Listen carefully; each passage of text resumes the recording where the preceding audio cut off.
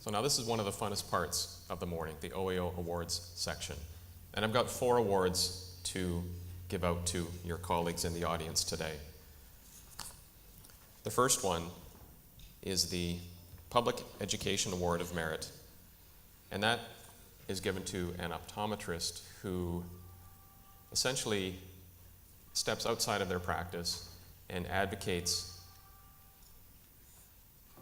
very strongly for the profession in their community.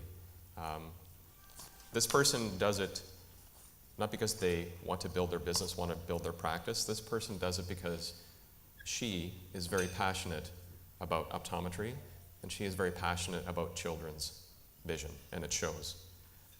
Dr. Radhika Chawla graduated from SUNY College of Optometry in 2003. She now has her own private practice in Richmond Hill, focusing on primary eye care for patients of all ages and educating the community about the importance of regular eye exams with a doctor of optometry. Radhika has quickly become a leader in reaching out to community organizations and developing relationships with local family health teams and early years centers in her community.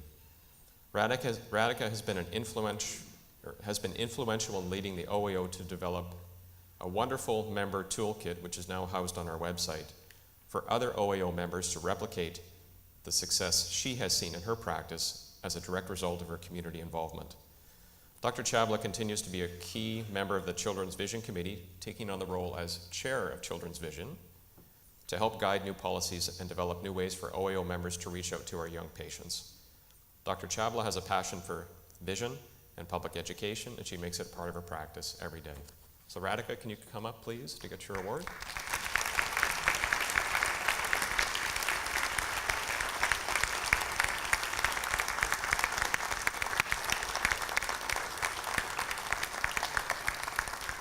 Thank you, Radhika. Congratulations. And great job in the video. Did amazing.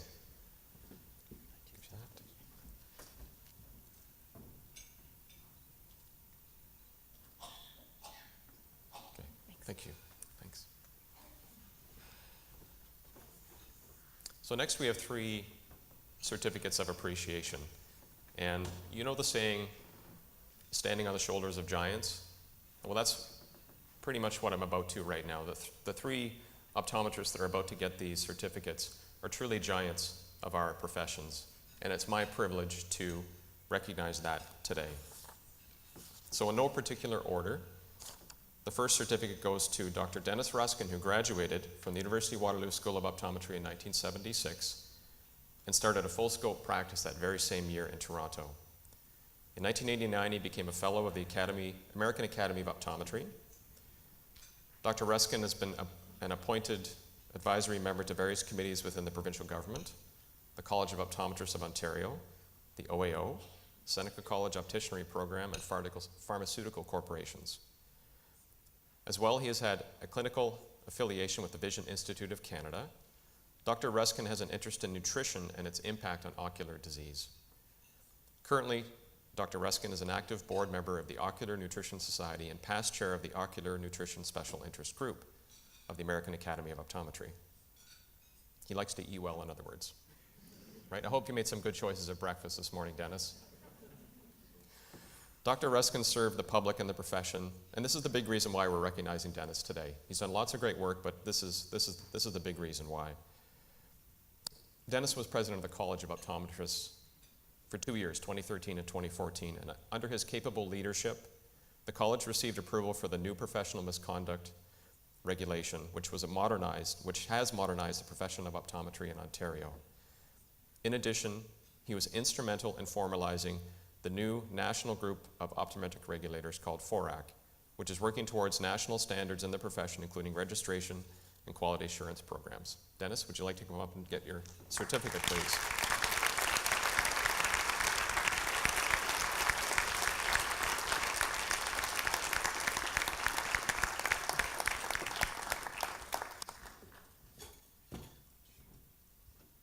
Congratulations, Dennis. Thank you.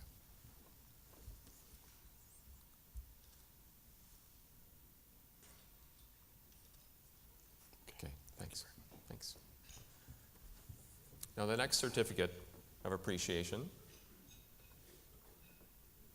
Dennis, I think he's a class member. I just realized you guys both graduated in 1976. Dr. Paul Chris also graduated from the University of Waterloo in 1976.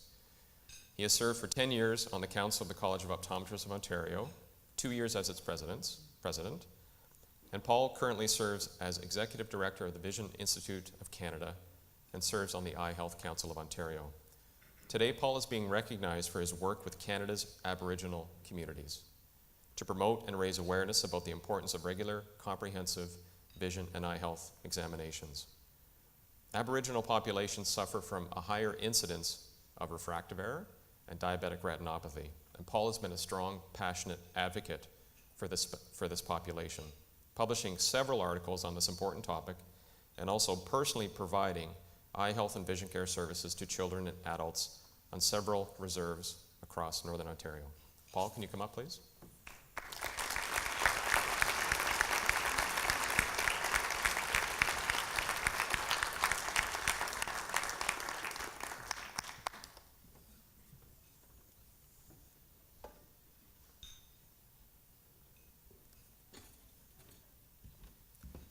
Thanks, Paul. Thank you.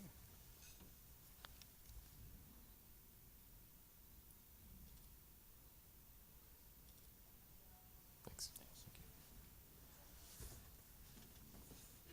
Now, the third recipient of our Certificate of Appreciation is not from the class of 1976.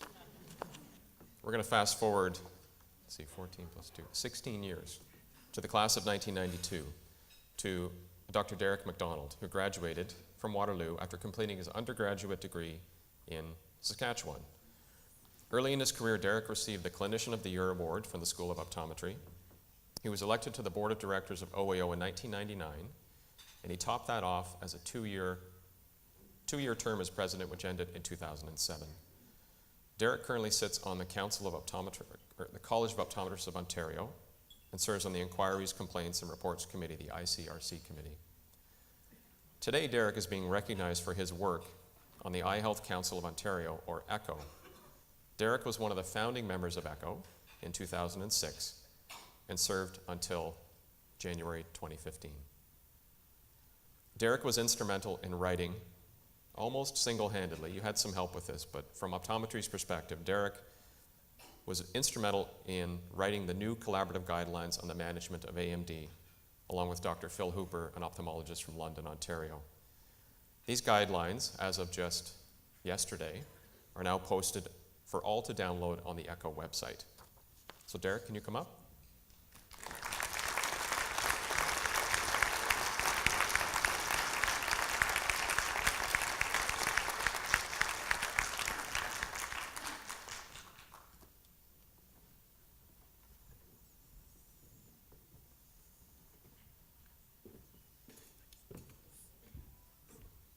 Thanks, Derek. Well deserved.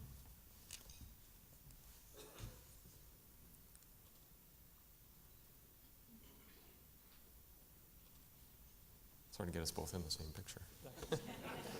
Thanks. Did you want to say something? Sure, yeah. Okay.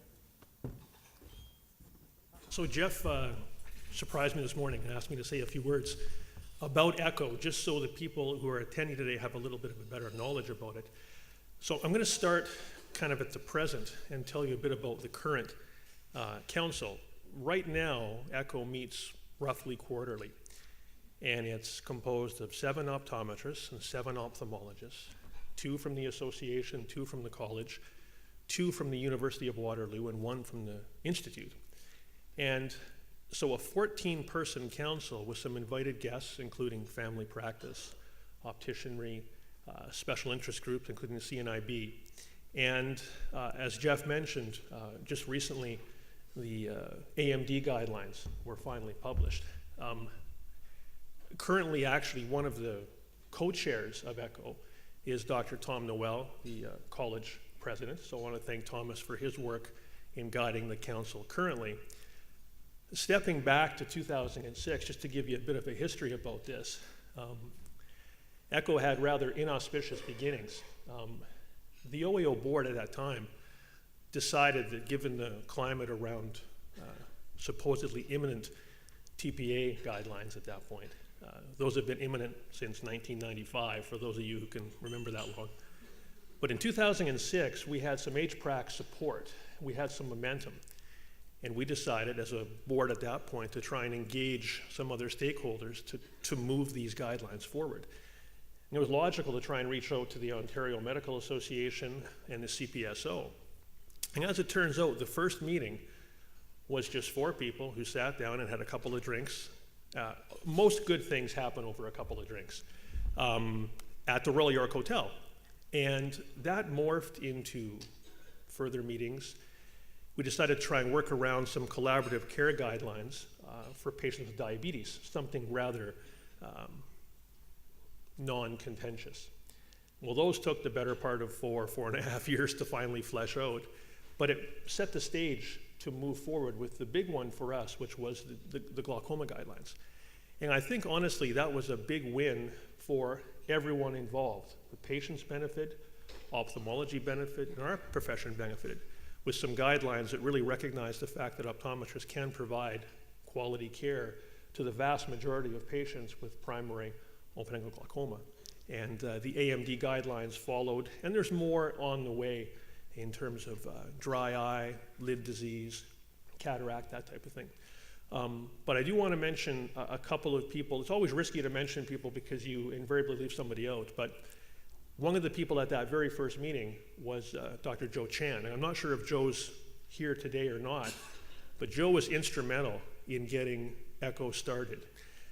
And when Joe stepped away after working his tail off for OAO for many, many years, then the next 2 people who stepped up were Dr. Christopher Nickel and Dr. Bill Yalakovic. So I think those 3 individuals really deserve a lot of recognition, certainly as much or more than you're giving me today in terms of moving ECHO forward and getting it to the place it is today. So just so you're all aware, get back to your room tonight, get back to your practice on Monday, and take a look at the ECHO website, and take a look at the guidelines for the patients with diabetes and glaucoma and AMD, and see what they say about the role that we can play, and see what they say about the role that ophthalmology thinks we can play, because I think that's critical to move our profession forward. So congratulations to Radhika and to Dennis and to Paul, and thanks to Jeff and the board for this award. And I encourage you all to get involved and stay involved with this association. They're doing great things. Thanks. Good job. Thank you.